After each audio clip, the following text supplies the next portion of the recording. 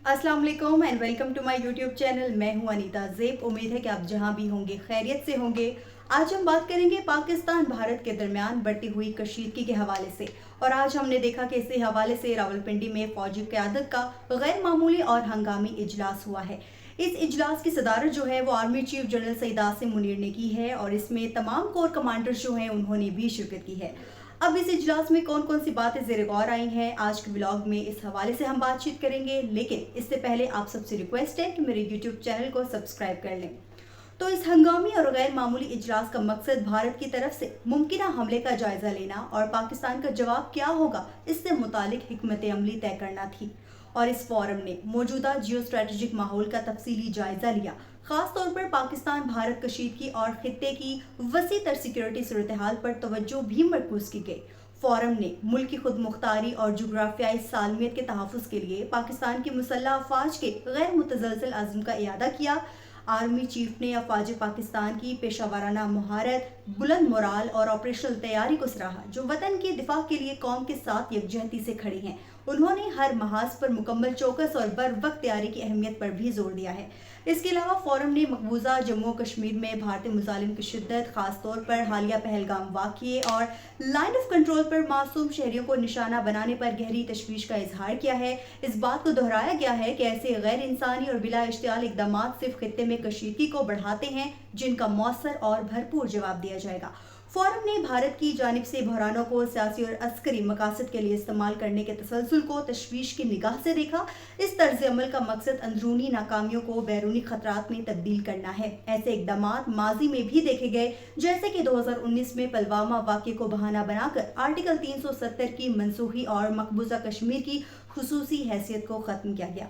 हालिया पहलगाम वाक़या भी इसी सिलसिले की एक कड़ी महसूस होता है, जिसका मकसद पाकिस्तान की मगरबी सरहद पर तवज्जो हटाना और मुल्की मैशत की बहाली के अमल को सबूताज करना है। जहां पाकिस्तान नुमाया कामयाबियां हासिल कर रहा है, तो ऐसे हरबे भारत के दहशतगर्द प्रॉक्सीज के लिए वक्ती रिलीफ का जरिया तो बन सकते हैं, मगर पाकिस्तान के लिए नहीं।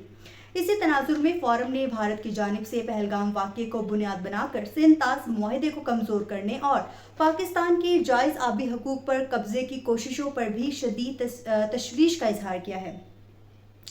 इसके अलावा पानी को ये भी कहा गया है कि पानी को बतौर हथियार इस्तेमाल करने की ये कोशिश 24 करोड़ से ज़ायद पाकिस्तानियों की ज़िंदगियों के लिए ख़तरा है और जनूबी एशिया में स्ट्रेटेजिक अदम इस्तेहकाम पैदा कर सकती है। इसके अलावा फोरम ने पाकिस्तान के अंदर दहशतगर्दी के वाक़यात में भारतीय फ़ौज और इंटेलिजेंस एजेंसियों के बराह रास्त मुलव्वस होने के काबिल भरोसा शवाहिद पर भी सख्त तशवीश का इजहार किया है। ये रियासती सरपरस्ती में की जाने वाली कार्रवाइयाँ आलमी कवानीन की खुली खिलाफवर्जी और नाकाबिल कबूल है। पाकिस्तान की अमन, इस्तेहकाम और खुशहाली के लिए पायदार वाबस्तगी का इयादा करते हुए फोरम ने वाज़ेह किया है कि अगर पाकिस्तान पर जंग मुसल्लत करने की कोशिश की गई तो इसका मौसर, फैसलाकुन और मुंह तोड़ जवाब दिया जाएगा और पाकिस्तानी अवाम की उमंगों का हर हाल में तहफ़्फ़ुज़ किया जाएगा। इसके अलावा फोरम ने इस बात पर जोर दिया है कि पाकिस्तान का रास्ता अमन और तरक्की का है, जो ना दहशतगर्दी से, ना धमकी से, ना ही जहरियत से रुकेगा। वो बराह रास्त हो ये प्रॉक्सीज के जरिए भारत की दानिस्ता अदम इस्तेहकाम की कोशिशों को पूरी कुव्वत से नाकाम बनाया जाएगा। आखिर में जो जनरल सैयद आसिम मुनीर हैं, उनकी जानिब से जो है तमाम जो फॉर्मेशंस हैं और स्ट्रेटेजिक फोर्सेस की ऑपरेशनल तैयारी, दिफाई सलाहियत और बुलंद मोराल पर मुकम्मल एतमाद का इजहार किया गया है और इस अज़्म का इयादा किया गया है कि पाकिस्तान हर किस्म के ख़तरे से निमटने के लिए मुकम्मल तौर पर तैयार है। तो हम देख रहे हैं कि आर्मी चीफ की जानिब से एक बिल्कुल भरपूर और दो टोक जो है वो पैगाम दे दिया गया है भारत को कि आपने अगर मैली आंख से भी पाकिस्तान को देखा तो आपका जो है वो हाल अच्छा नहीं होगा। आप अगर हम पर एक मिसाइल अगर दागेंगे तो हम आप पर 2 मिसाइल दागेंगे।